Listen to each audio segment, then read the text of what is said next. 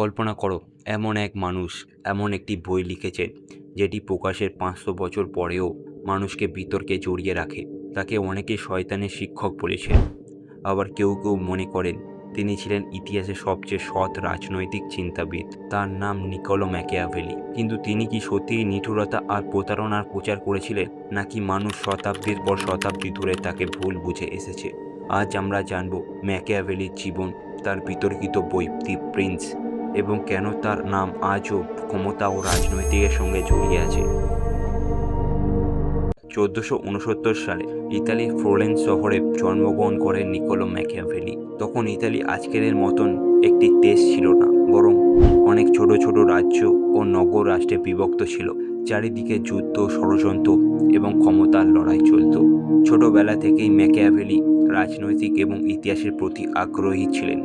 তিনি বিশেষ করে প্রাচীন রোমের ইতিহাস পড়তে ভালোবাসতেন। তরুণ বয়সে তিনি ফ্লোরেন্স সরকারের গুরুত্বপূর্ণ প্রশাসনিক পদে কাজ করতে শুরু করেন। এই কাজের মাধ্যমে তিনি ইউরোপের অনেক শাসক এবং ক্ষমতাবান ব্যক্তির সঙ্গে দেখা করেন। সেখান থেকেই তিনি ক্ষমতার বাস্তব রূপ দেখতে শুরু করেন। ম্যাকিয়াভেলি লক্ষ্য করলেন যে পৃথিবী আদর্শবাদী চিন্তাধারায় চলে না। অনেক সময় সবচেয়ে ক্ষমতাবান মানুষরা সবচেয়ে নৈতিক মানুষ নয়, বরং তারা চতুর, কৌশল এবং কঠিন সিদ্ধান্ত নিতে সক্ষম।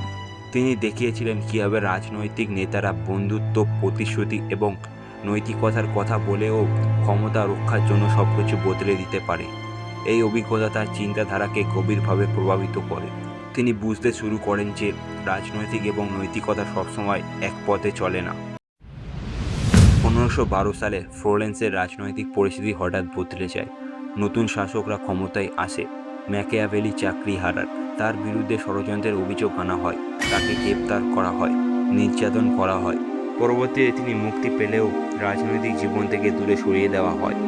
একজন প্রভাবশালী কর্মকর্তা থেকে তিনি হঠাৎ প্রায় অচেনা একজন মানুষ হয়ে যান। কিন্তু এই কঠিন সময়ে তিনি এমন একটি বই লেখেন যা ইতিহাস বদলে দেয়। 1513 সালে ম্যাকিয়াভেলি লেখেন দি প্রিন্স।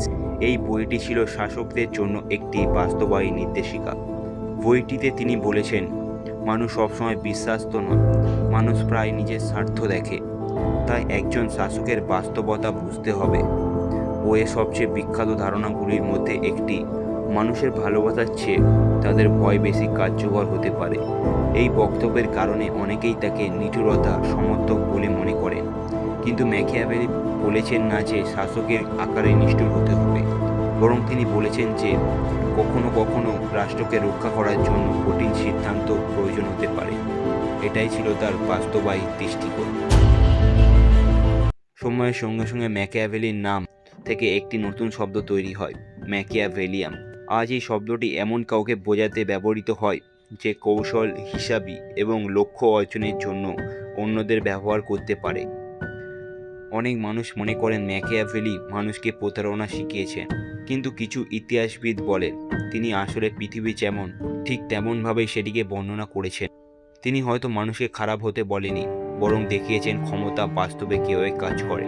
500 বছরেরও বেশি সময় পেরিয়ে গেছে, তবুও ম্যাকিয়াভেলির এই চিন্তা আজও রাজনৈতিক, ব্যবসা এবং নেতৃত্বের আলোচনায় ফিরে আসে। তিনি কি একজন বিপজ্জনক চিন্তাবিদ ছিলেন, নাকি এমন একজন মানুষ যিনি সত্যকে লুকানোর বদলে সরাসরি বলেছেন? প্রশ্নের উত্তর আজও বিতর্কিত। একটি বিষয় নিশ্চিত, ম্যাকিয়াভেলি ইতিহাসের সবচেয়ে প্রভাবশালী এবং সবচেয়ে ভুল বোঝা চিন্তাবিদদের মধ্যে একজন।